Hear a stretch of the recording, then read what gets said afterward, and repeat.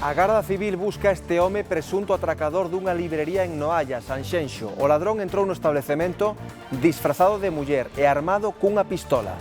Unha vez dentro, ameazou o home que estaba fronte do negocio e forcexou con el. Outra traballadora saíu do almacén e comezou a berrar, polo que o asaltante fuxiu sen que lle dera tempo a coller o botín. As forzas da orde andan agora tras o seu rastro. Viña así, entrou coas mans no bolsillo, e cando chegou, entrou pola porta, cando chegou aquí, sacou como un arma. Entón dixo o meu marido, dame todos os cartos que teñas. E claro, o meu marido, pero ti, claro, que dices? Pero ti que dices e tal, non? Como que, porque el cando veu entrar pola porta dixo, ok, ben. Claro, como que parecía un disfrazado, como un choqueiro. Boas tardes, xoves 16 de outubro, isto é o Galicia Noticias. Un home trasladado ao hospital con varias coiteladas e o seu suposto agresor ingresado en psiquiatría. Iso é o que aconteceu nunha casa de Santa María de Bóveda, en Lugo. Os dous implicados son tío e sobriño e o motivo da discusión o cambio da bombona de butano. Iban a cambiar a bombona de butano e un diría dunha maneira e outro doutra e claro, as cousas empezan por pouca cousa e despois... E clavou, non? O outro quixose defender porque, claro, para que non o clavara nun sitio máis peligroso, aquí lle cortou o brazo. Outras agresións con arma branca das últimas horas. En Ordes, supostamente por un asunto de drogas. O detido podería pasar mañá a disposición xudicial e o acoitelado continúa ingresado no hospital. E en Vilardevós, na provincia de Ourense, o home que acoitelou 23 veces o seu veciño pasou a primeira noite en prisión. A vítima continúa ingresada, grave, no complexo hospitalario ourensán. Ten 35 anos e leva polo menos os últimos 8 que trae de cabeza veciños e policía en Poio. Falamos do delincuente, perigoso segundo as forzas da orde, que segue en busca e captura despois de protagonizar unha fuxida espectacular e moi perigosa cun coche roubado, xerando o pánico en varias aldeas e mesmo no camiño de Santiago. Escoiten a retaíla de especialidades que manexa. O que fai é roubar vehículos, perturbar a convivencia cidadá, é unha persona peligrosa que todo o mundo coñece por aquí. Ten tenencia de drogas, ten unha usurpación dun ben inmoble, ten delitos de tráfico, non posúe permiso de conducir, é unha persona que nunca para nos controis e que, bueno, sempre está no filo da lei.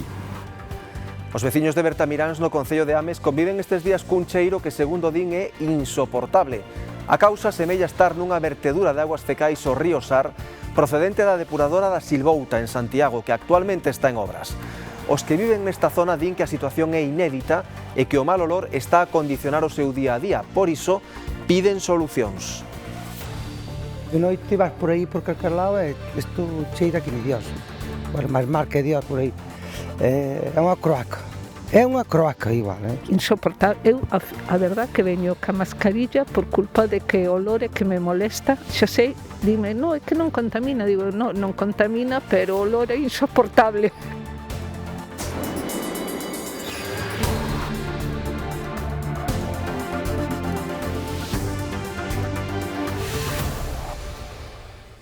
En Lugo recibiu alta hospitalaria o home acoitelado polo seu tío tras rifar polo cambio dunha bombona de butano. O agresor de 68 anos está ingresado na unidade de psiquiatría do Hospital Lucas Augusti, pendente de pasar a disposición xudicial como investigado por tentativa de homicidio.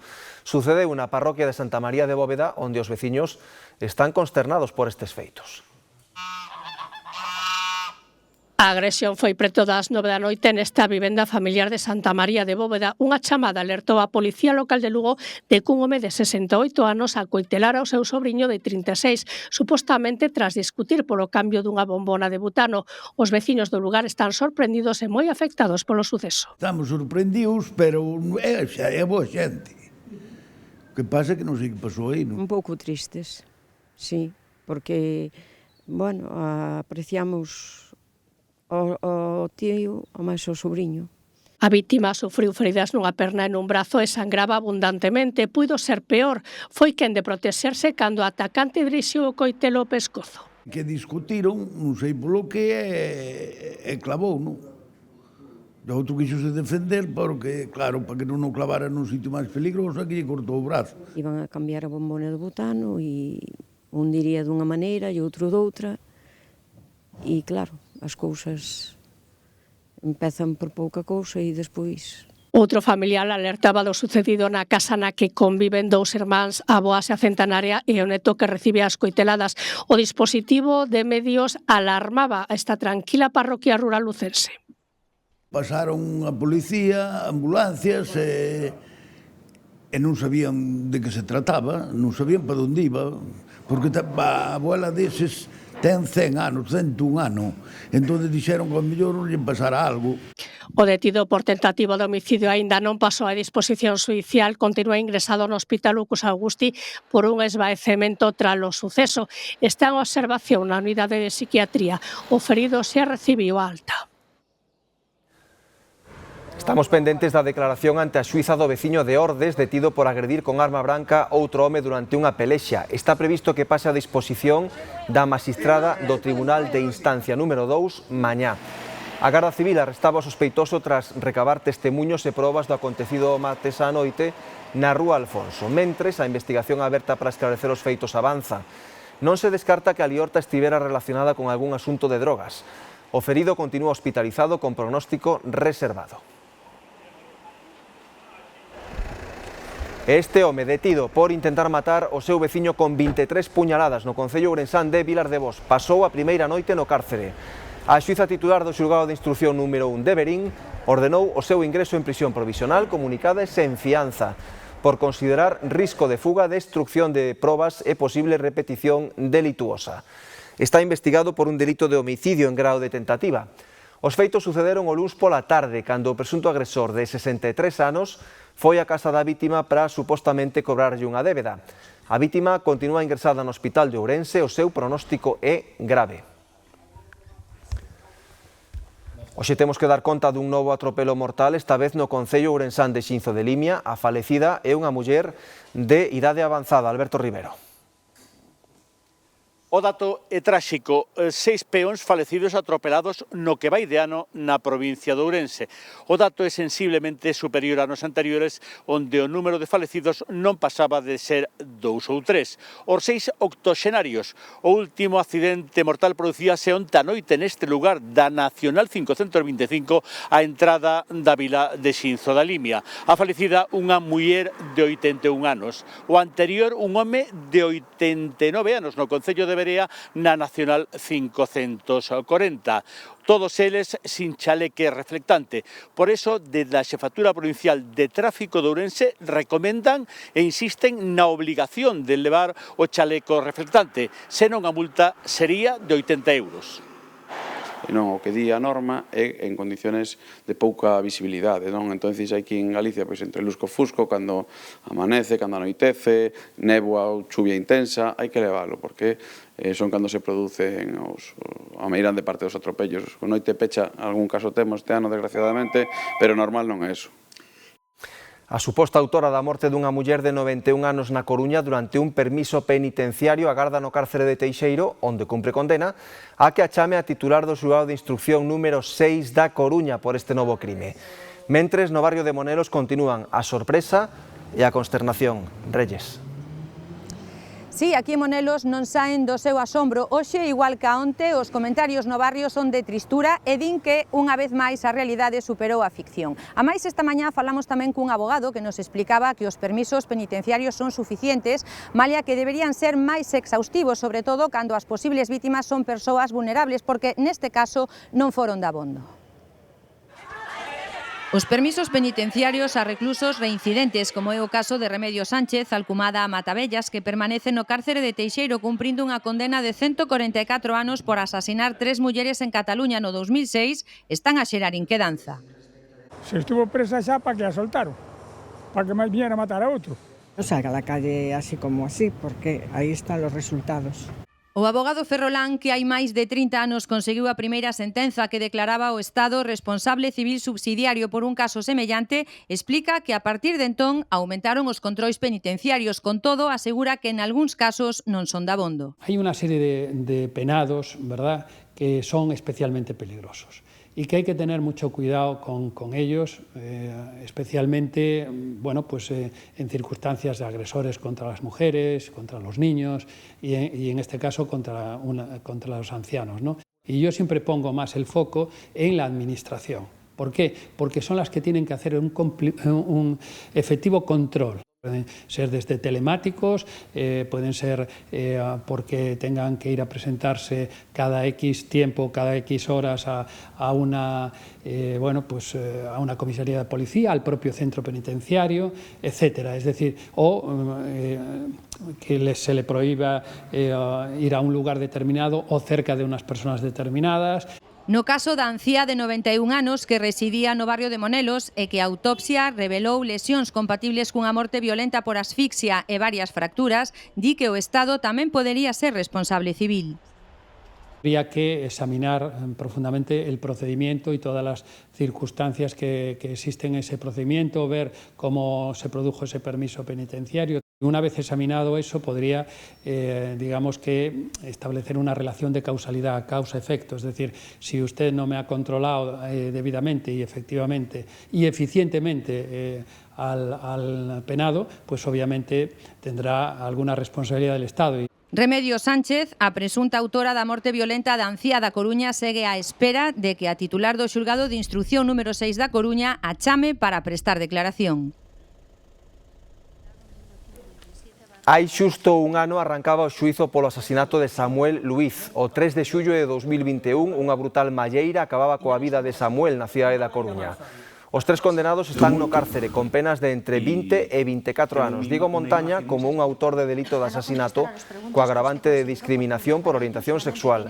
Alejandro Freire por asasinato e Caio Amaral por asasinato e roubo con violencia.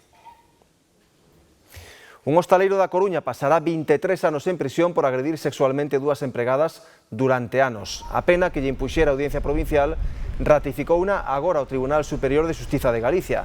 A sentenza recolle que o home era o xefe das dúas vítimas e, sendo coñecedor da súa situación económica precaria, ameazabas con que perderían o traballo se non facían o que el lles pedía.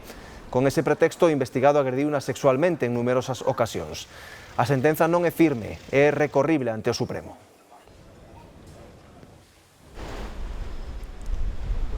Policía Local, Policía Nacional e Garda Civil buscan un fuxitivo en Pollo experto no roubo de vehículos, pero que posúe todo tipo de antecedentes segundo as forzas da orde. De seguido van ver a última persecución e a última fuxida.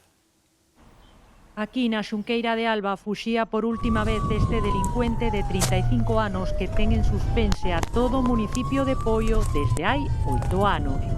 O que fai é roubar vehículos, perturbar a convivencia cidadá, é unha persona peligrosa que todo o mundo coñece por aquí. Ten unha ampla conduta delitiva, aínda que a súa especialidade é o roubo de vehículos.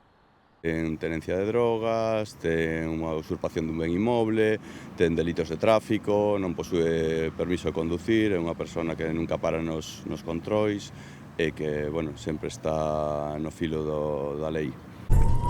Neste C3 fuxiu da zona do Concello por San Salvador a toda velocidade, atravesou Fragamoreira, Campañó, Ponte das Cabras, por Carreiros e Monte a Través e mesmo por pistas de terra e amenazando a integridade de peregrinos e abrallando a veciños. Vías moi estreitas de limitación de 30 km por hora, con sinais de perigo nenos por proximidade de colexios.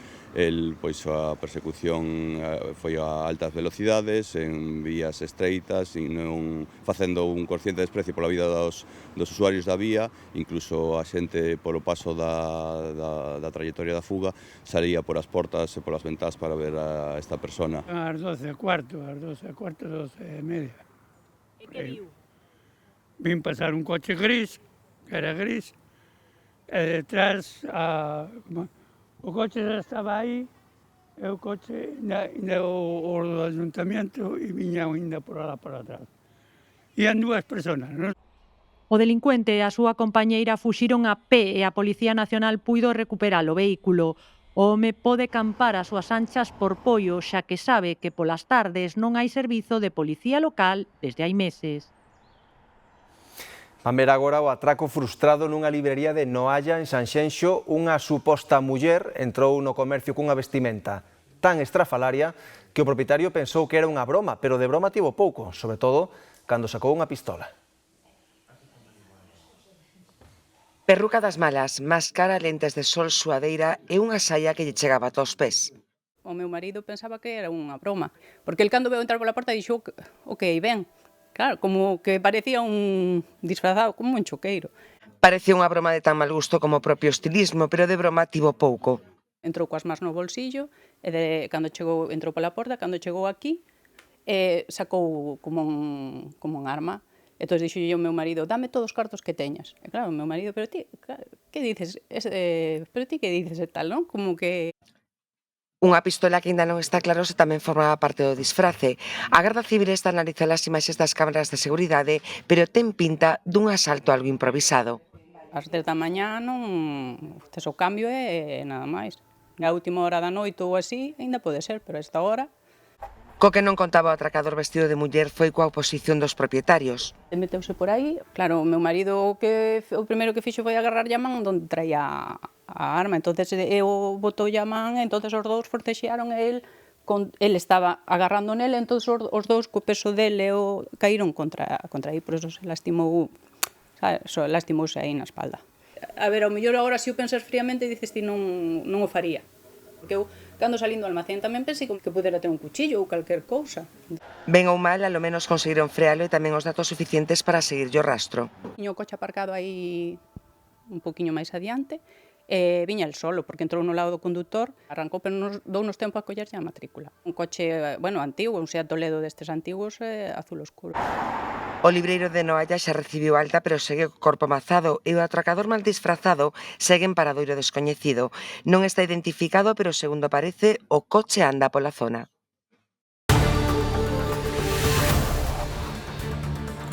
Noite e mañá ven longas e complicadas no concello ourensán de Nogueira de Ramuín a conta do incendio de madrugada dunha casa que quedou calcinada malia os esforzos dos bombeiros por partida dobre, porque reavivou xa coa luz do día. Alo menos a habitante da casa octoxenaria saiu ilesa, aínda que tivo que ser atendida dun ataque de ansiedade. Así lles contamos máis no Galicia Noticias.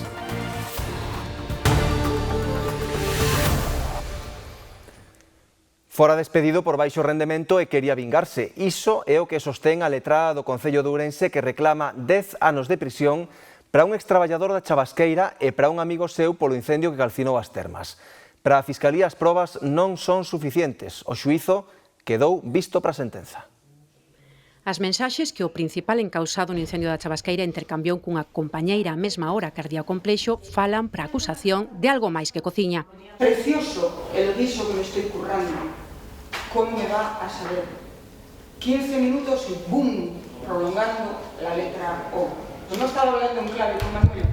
Durante a sesión, o responsable do complexo termal subliñou que despediran o acusado tras saber que os enganara cunha baixa laboral. Más por rendimiento, porque si lo echábamos por lo que nos había dicho la Seguridad Social, porque es un despido nulo. Y a raíz de eso, de marzo, pues se enfada. A vinganza, sostén a acusación, sería o móvil. Alegan ademais unha conversa previa ao incendio cunha traballadora. Y él le dijo que si se quisiera hacer daño a la empresa, con prenderle el fuego ya está. Para a acusación exercida polo Concello de Ourense hai probas suficientes para condenalos a 10 anos de prisión, cada un por un delito de incendio con risco para a vida. Tamén piden unha indemnización polos danos causados á cidadanía. Él no estaba en el piso y no estaba cocinando. Estaba en las termas de la Chabasqueira y enviaba sus mensajes a Isabel como coartada desde otro dispositivo móvil. Inciden ademais na imaxe do coche exactamente igual ao dos acusados, gravado por unha cámara de seguridade nas inmediacións, pero para a defensa non é suficiente. Lo que se ve es un vehículo difuminado, en el cual no se identifica ni placa ni matrícula alguna. Sostén que non hai probas, a Fiscalía tampouco acusa. Personas que cuando menos ahí se siente posiblemente algo haya tenido que ver con el tema, pero entiende que al no existir prueba suficiente para negar esa presunción de inocencia, mi obligación es pedir la resolución del mismo. O xuízo quedou visto para a sentenza. Tamén na provincia de Ourense, no concello de Nogueira de Ramuín, na aldea de Cachaldora, foron unha noite e unha mañá moi complicadas por mor dun incendio que calcinou unha vivenda. Patricia Barreiro. Si, a vivenda quedou completamente calcinada e anque o incendio declarouse de madrugada esta mesma mañá tiveron que vir ata aquí os bombeiros de Maceda para refriar a zonas a que o lume volvía a reavivarse. No interior da vivenda vivía unha octoxenaria que non resultou ferida, que puido sair polo seu propio pé e avisar aos veciños, pero que unha vez no exterior tivo que ser atendida polos equipos de emerxencia por un ataque de ansiedade. Coas primeiras luces do día, esta casa de Cachaldora en Nogueira de Ramuín seguía fumegando. Foi unha noite longa para os veciños e veciñas desta aldea que viviron momentos de moita tensión tras escoitar os berros de auxilio da súa propietaria que, por sorte, puido saír polo seu propio pé. Ningún deles quixo falar á cámara, saben que o acontecido é moi duro para esta familia que acaba de perdelo todo.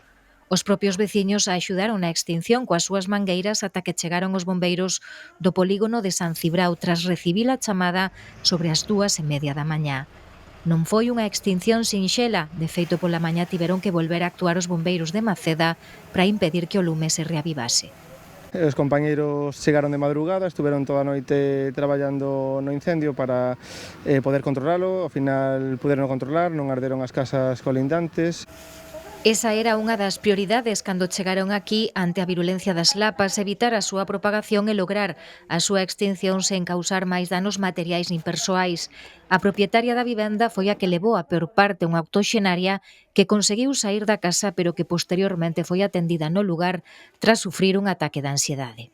Sí, ardeu toda a vivenda, completamente calcinada, houve moita carga térmica, co cual, vivironse momentos de tensión. Podemos rescatar un can sen vida e afortunadamente a señora que permanecía na vivenda saleu por os propios medios e está a salvo, non? Tamén conseguiu salvarse este outro can da casa calcinada, aínda que outro animal pereceu por inhalación de fume. Investíganse as causas deste incendio que mantivo en suspense toda unha aldea durante a noite. En Bertamiráns, no concello de Ames, hai estes días moitas queixas veciñais por un cheiro insoportable. Todo indica que a causa está nunha depuradora próxima á de Silvouta en Santiago. Xoel. Sí, en concreto é esa estación de depuración de augas residuais de Silvouta da que están pendentes moitos veciños en ata 5 concellos nestes momentos onde se terían producido xa eses vertidos ao río Sar. Eses concellos nomeadamente son Ames, tamén Brión, Dodro, Rois ou mesmo Padrón. Unha vertedura que ten como orixe, como dicimos, esta estación depuradora que está experimentando unhas obras de mellora de ampliación que se poderían prolongar ata o ano 2026. Dende a empresa xestora apuntan a que durante esta semana se estarían levando a cabo xa labores de posta a punto, pero non estarían aínda estas instalacións preparadas para dar un tratamento a esa auga con normalidade. De aí as verteduras, tamén o cheiro que experimentan os veciños e mesmo a morte de algúns peixes no río Sar. Dende a Xunta, a través de Augas de Galicia, piden ao Concello de Santiago unha solución o antes posible. Dende o Pazo de Raxoi remiten a Aquaes, unha entidade xestionada polo Ministerio de Transición Ecolóxica, que apunta a que eses traballos de normalización para recuperar a normalidade no río Sar se poderían dar xa durante esta semana. Son as obras da nova depuradora da Silvouta en Santiago. Dela depende que o río Sar vaia limpo, unha cuestión que ven de vello. Desde que existe. Si pasas por donde está, non podes respirar. Desta volta, unha vertedura motivada precisamente por esas obras provocou a mortaldade de distintas especies e un fedor, especialmente o seu paso por Bertamiráns, en Ames, din os veciños, insoportable.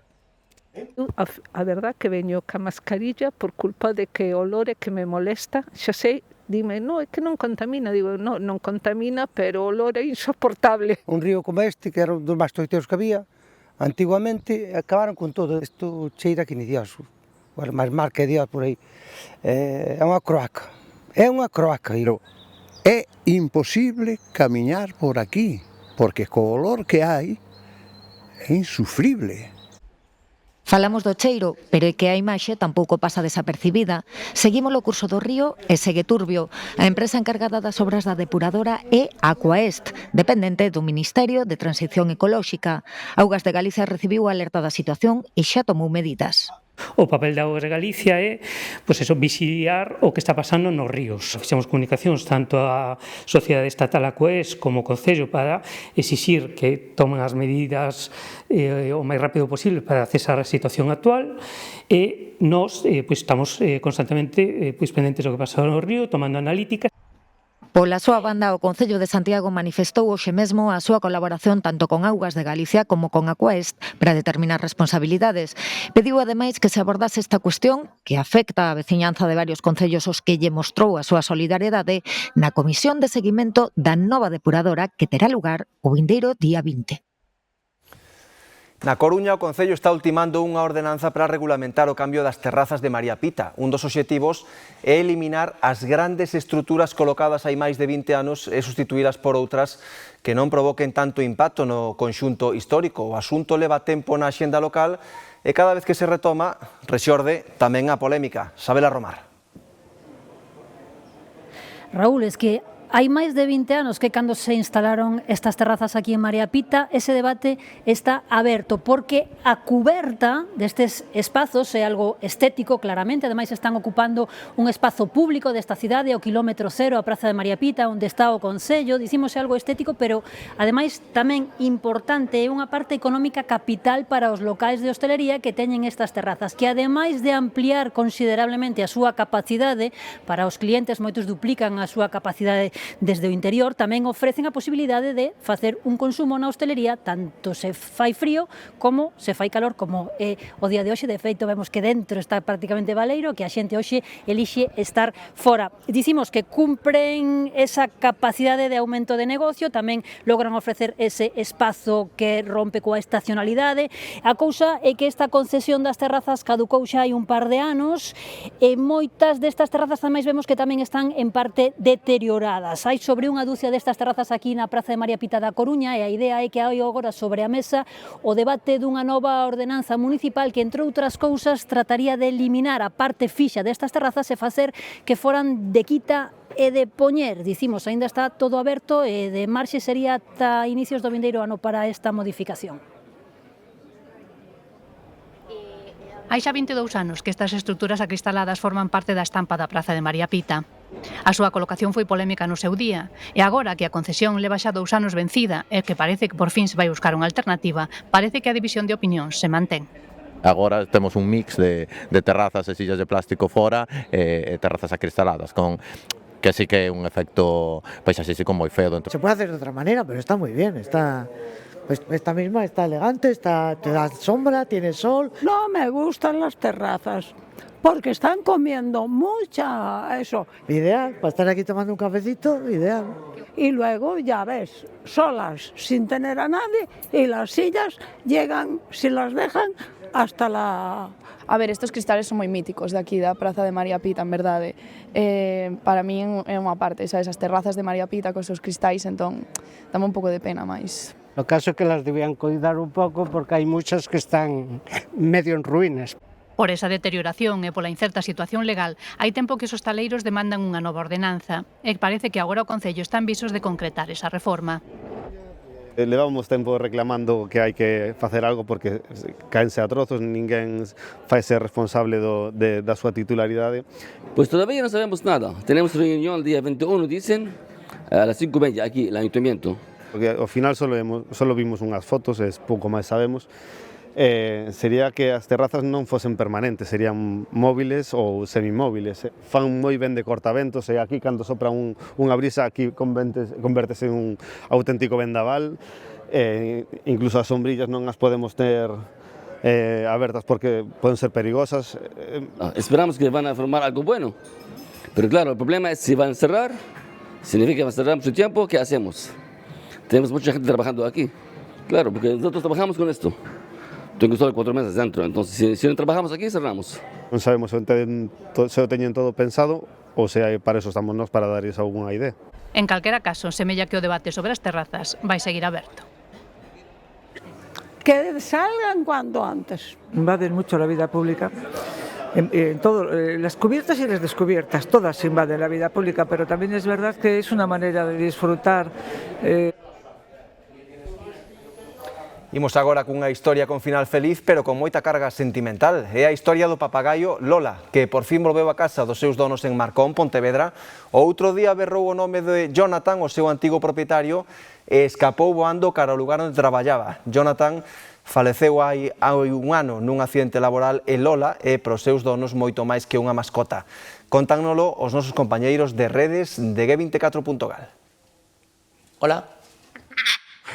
Esta que teño aquí ao meu carón é Lola, un papagaio que marchou da casa e tivo preocupada a súa familia durante 2 días enteiros. Pero como vemos xa está na casa. Agora a gran pregunta é como volveu? Recibí unha chamada dunha chica que atopou un papagaio no colegio no Príncipe Felipe que estaba apoiada nun árbore. Non o pensei e collín o coche, xa despraceime a outro lugar e cunha escaleira e moita paciencia veu a min ao final. Días de angustia e desesperación nos que intentaron de todo para traer de volta a Lola para casa. Foron días de angustia, de impotencia, de rabia, de un querer topala e non poder. Estábamos buscando como locos, salimos a búsqueda con comida, con silbidos, trouxemos outro papagaio para ver se a chamaba. Ela respondía, pero outro día perdimos o rastro e estábamos moi tristes. A forma de escapar deixou impactada a toda a familia e é que ten moito que ver coa historia e o sentimento que gardan por este papagaio. Fonlle cambiar a agua e a comida e ela subeu como todos os días, pero xusto entrar dixo o nome do seu anterior dono e botouse a voar. Casa, fogar, familia, isto é o que significa Lola para eles, pois conta cun valor sentimental único por un motivo realmente especial. Lola ten